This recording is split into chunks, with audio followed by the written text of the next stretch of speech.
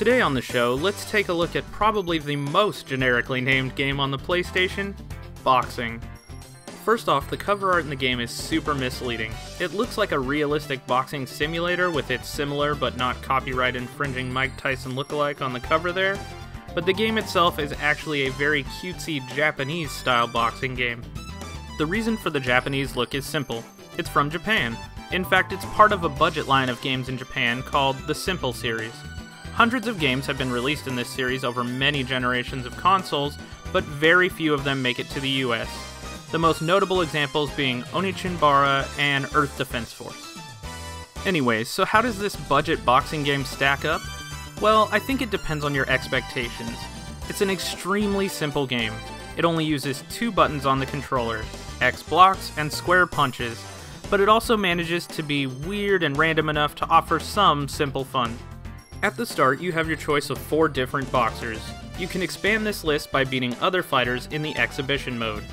Sometimes you'll be required to play through the career mode to move up weight classes, but once you do that, beating a fighter in exhibition unlocks them as a playable character. Each character is fairly similar with some stat tweaks. Some punch faster and some punch harder, but in general all their punches are pretty much the same due to the game's limited control scheme. A few characters are taller, which offers them a reach advantage, but overall the differences are minor. That said, it's fun to fight an old man versus a lizard dude, so even if the changes are mostly cosmetic, it can still be fun to unlock the characters. Visually, the game is nothing special. It uses an anime-inspired style, and that works to its advantage, but still it's a budget game, and it's just not gonna wow you.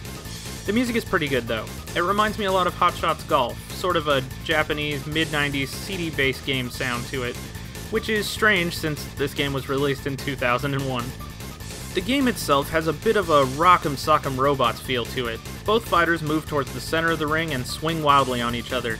The game does have sidestepping, but most punches hit you even if you sidestep, so it's not a very useful tactic, which makes the game mostly a 2D affair. As I mentioned earlier, the controls are very simple with just punch and block, but it does attempt to mix it up a bit. For example, up and punch is a hook, and down and punch is a body shot. Each character also has a special move they can perform by pressing back, forward, and then punch, similar to a charge type character in Street Fighter. The action is fast and fun, but the special moves are way overpowered, often taking out you or your opponent in just one hit. Granted, they're mostly very slow, but still they seem unbalanced. And speaking of balance, let's talk about exploits. You can jab in the game by holding block and then pressing punch. The jab is super fast, and most of the computer opponents do not block it effectively. If you play as a tall character, this is especially true as you have more reach, so you can easily win fights by repeatedly jabbing your opponent in the face. Another strange thing in this game is the round system. Each round is only 30 seconds, which is oddly short. Later fights have 8 to 10 rounds, so I suppose the short time is meant to move it along and not make each fight boring. However, I rarely make it to even the 3rd round. As I said earlier, the special moves have one-hit knockout power, and the computer throws them frequently, especially with certain characters. To combat this, I also throw them fairly regularly, which results in an all-out war for like 2 rounds, but seldom do I see the 3rd round win or lose. So having an 8 or 10 round fight is really pointless. Personally, I've never had a fight go more than 4 rounds. Outside of the fighting modes, the game offers a notebook that teaches you all the moves in the game while revealing some info about the fighters, but it's nothing you couldn't learn from glancing at the manual for like 5 seconds, and the backstories of the fighters don't interest me, so it's sort of a non-feature. Overall, it's a very basic game.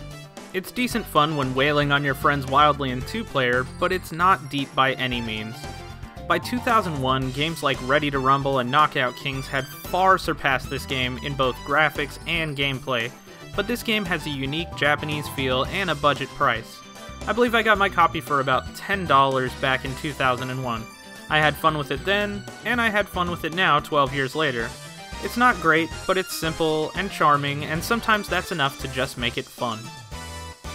If you'd like to see more videos like this, head over to my new YouTube channel, which is linked on the screen here. And as always, you can catch my stuff at retrowaretv.com.